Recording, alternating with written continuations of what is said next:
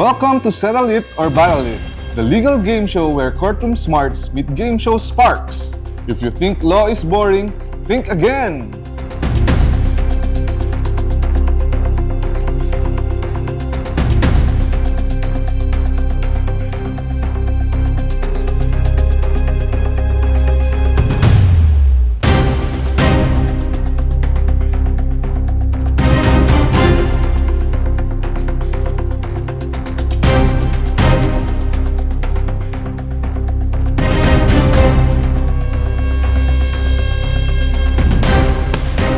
Let's meet the players brave enough to enter this courtroom arena.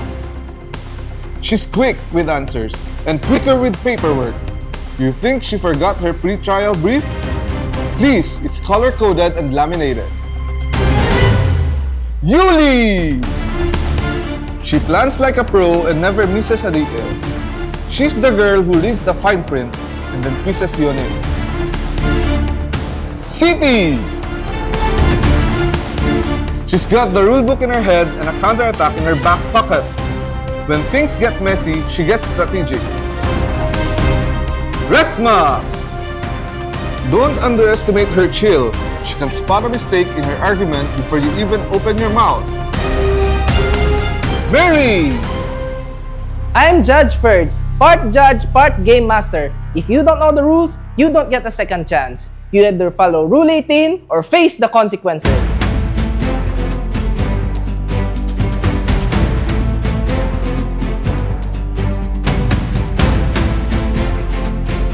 Alright, Legal Eagles, time to put those hands and highlighters to work in our first round, Mark It or Lose It!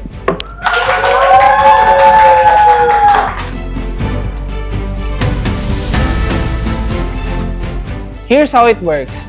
Each team gets a stack of documents, letters, receipts, contracts, and even a parking ticket or two. Your job?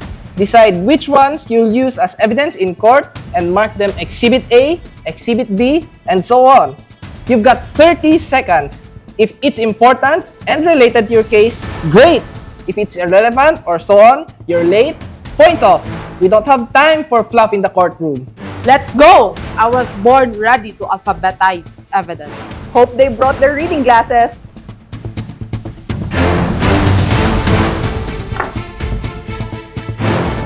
On your marks, get set, mark it!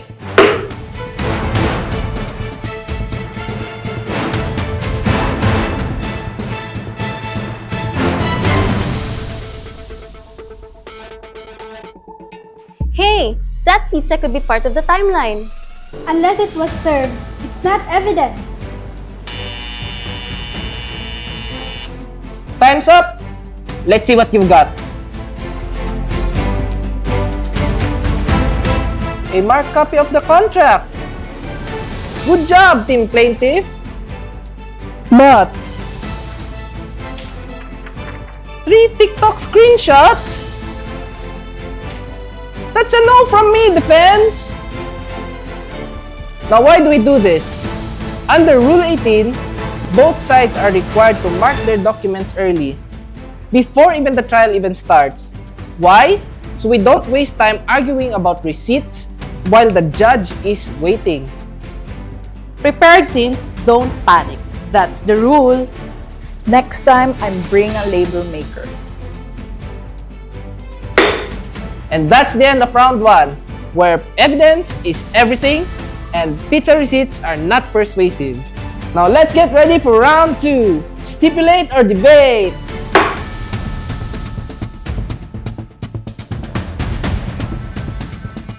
Before we wrap up this round, pop quiz! What's the consequence if a party fails to file their pre-trial brief as discussed in a Supreme Court ruling?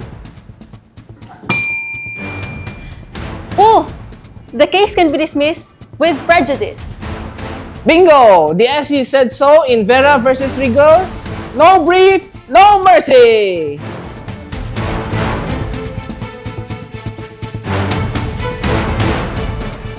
Here's the deal. I'm going to read a series of facts. You decide if you want to stipulate, that means agree to it, or debate, which you want to challenge in court. Let's go! I got my stipulation senses fully activated. Don't get cocky, Eulie. Not all facts are worth agreeing to. First fact on the docket. The parties are neighbors who have lived on the same street for over 10 years. Stipulate or debate? Stipulate. No point fighting the neighborhood history. Correct! +1 to Team Plaintiff. No need to drag that out in trial. Let's see if the next one's easy. Next statement. The disputed fence was built without a permit from the city. Stipulate or debate? Debate. The permit issue isn't settled yet. There's no document proving that. Smart call! That one's not clear-cut. +1 for defense. Next one. Both parties received notices from the barangay before this case was filed. Stipulate or debate? Stipulate. It's in the records and attached to the complaint. Boom! Verified on the file. +1 for the plaintiffs. Alright folks, that wraps up round 2. What did you learn? Stipulating helps simplify. If it's not in dispute, no need to waste court time fighting over it. We call that being efficient or just not being dramatic. But Judge, drama's kinda my thing. Save it for the teleserie court, counsel. Now, on to round 3. The pre-trial order challenge.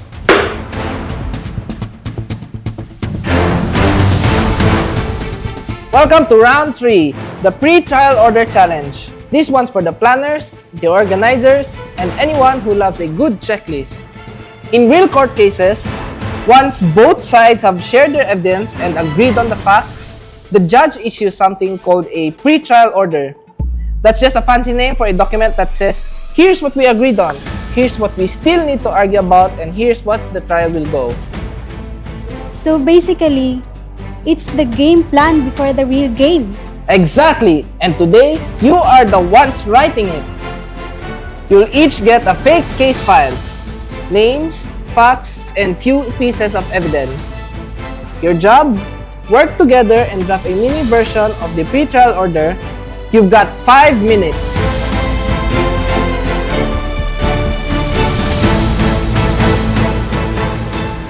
Okay, Sittie, let's start with what we agreed on first. So, what are the facts, the issues, and what we plan to show on the trial? Don't forget deadlines and what evidence each side wants to use. The judge needs a clear roadmap. Hey, I'm a law student, not a plumber. Remember, be clear, be complete, keep it organized, just like the real courts would expect. Let's see. Team Plaintiff. Good job for listing the agreed facts. And Team Defense. Bonus points for listing the legal issues clearly. Was there a breach of contract? Nice! In real life, a pre-trial order is super important. Why? Because it keeps the trial focused, avoids surprise arguments, and saves everyone's time, including the judge. So, if it's not in the pre-trial order, It probably won't make it in the trial. That's the rule. Points are in, clarity wins, and with that, we're heading to the final round. But first, a lightning quiz on the case that inspired this episode. Let's pause for a second. We're talking about pre-trial orders, right? Let's see who's done their readings. What procedural lapse did the trial court commit in GR 14377 in the case of Vera versus Rigor? They held the pre-trial even though the plaintiff didn't file a pre-trial brief. Exactly. That's a big no-no. You can't proceed if Rule 18 isn't followed. Second question. What did the Supreme Court do to address that error? They reversed the decision and dismissed the complaint for non-compliance. Correct. Strict rules, strict consequences. What action did the court take against the judge in that case?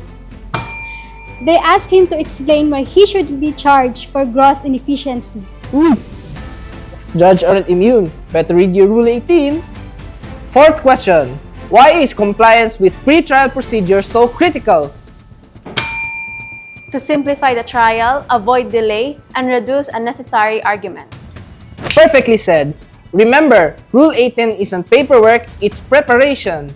Alright folks, we're at the final stretch, the bonus round.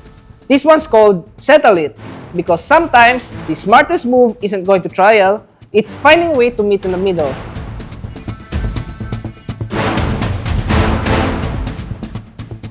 Under Rule 18 of the Rules of Court, the judge isn't just a referee.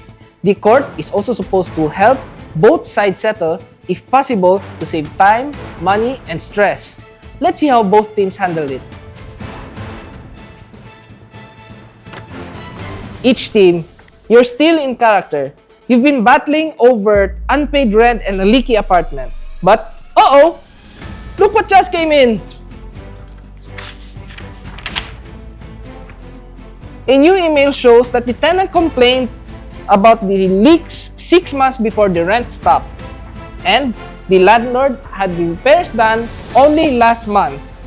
So, with that new info, here's your challenge. Can you settle this case? You've got 3 minutes to negotiate. If you find a fair middle ground, both teams earn a bonus points. If not, someone's losing points for being too stubborn. Okay, what if the tenant pays half of what's owed, since the place wasn't fully livable? And the landlord agrees not to charge late fees if the tenant agrees to move next month. That's fair. We save time, no trial, no extra cost. Deal, but put it in writing.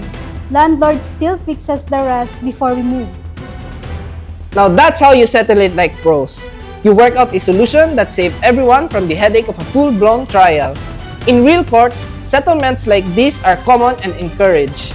Because sometimes, justice doesn't need a battle, just a good conversation.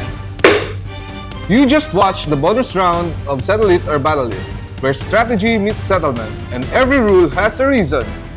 Well, what a showdown we've had tonight. From marking evidence, to debating facts, and even drafting the ultimate pre-trial order. These teams gave it their all. But there's only one question left. Who's walking away with the victory today?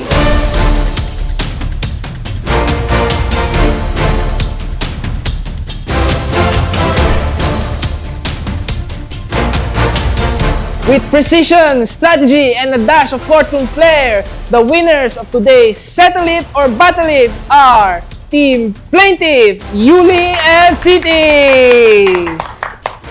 You guys were on fire today. You nailed your pre-trial order, handled your evidence like pros, and your settlement skills, well, let's just say they're chef's kiss. We knew we had it in the bag.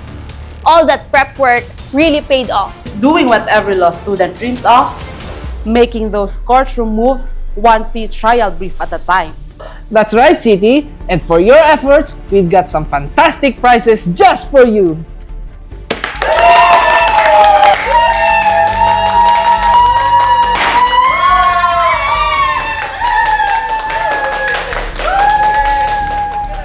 Do not skip your pre-trial brief or you risk dismissal. Judges must enforce procedural rules or face sanctions. Rule 18 keeps trials fast, fair, and focused.